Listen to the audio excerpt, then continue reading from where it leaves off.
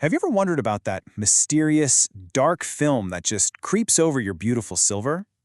Well, today, we're going to put on our detective hats and solve the curious case of tarnished silver.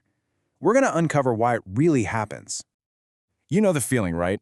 You reach for that special silverware you only use for holidays, or maybe a treasured necklace, and it's covered in this dull, dark film.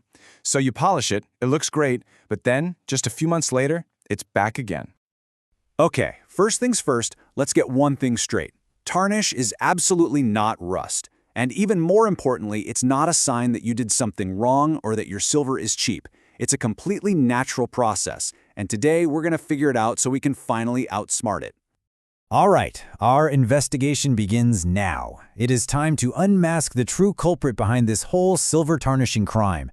And I gotta say, the answer might actually surprise you. So here's the classic mix-up. We almost always blame oxygen for this kind of thing, because, it's what makes iron rust. But when it comes to silver, oxygen is totally an innocent bystander.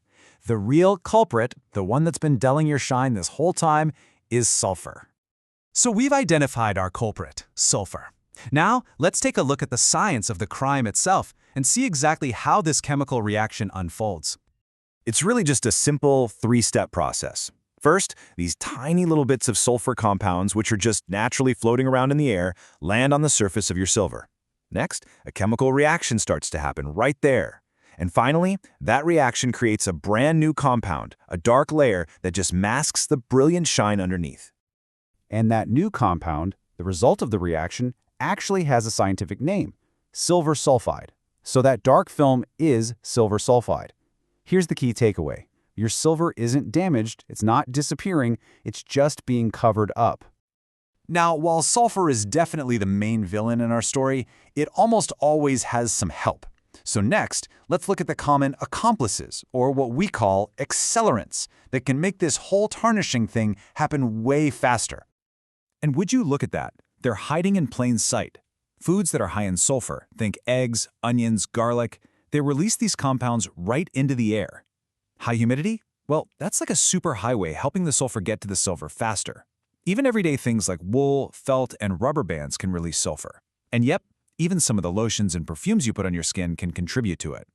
Okay, so we know the who, the how, and the why of this chemical crime. Now for the most important part, right? The prevention plan.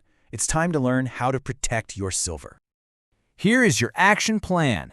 First off, store your silver in a cool, dry place. That's your best weapon against humidity. Using airtight containers or anti-tarnish bags, even a simple zip-top bag can slow the process way down just by limiting air exposure. And of course, try to keep your silver away from all those accomplices we just talked about. And finally, just a regular gentle cleaning will keep that silver sulfide layer from building up in the first place. At the end of the day, the best defense is a good offense. It is so much easier to prevent tarnish from forming than it is to scrub it off later. Proactive care is, without a doubt, the absolute best way to keep your silver bright and beautiful. So, there you have it. The case of the tarnished silver is officially closed. It wasn't a flaw, it wasn't your fault, it was just a little chemistry. Which leaves me with one final thought for you. What other everyday mysteries that you run into are just fascinating science waiting to be explained? Thanks for joining me.